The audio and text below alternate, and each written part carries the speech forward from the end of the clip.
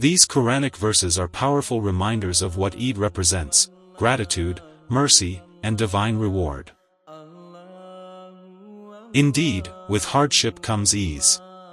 Say, in the bounty of Lord and in His mercy, in that let them rejoice, it is better than what they accumulate.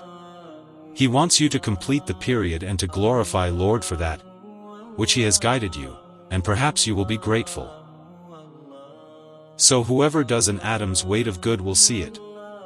And establish prayer and give zakah, and whatever good you put forward for yourselves, you will find it with your Lord. And He found you lost and guided you. So remember me, I will remember you. And whoever relies upon Lord, then He is sufficient for him. Indeed, the mercy of Lord is near to the doers of good. Your Lord has not forsaken you, nor has He detested you. So be patient. Indeed, the promise of the Lord is truth. And be steadfast in prayer and regular in charity. And whatever good ye send forth for your souls before you, ye shall find it with your Lord.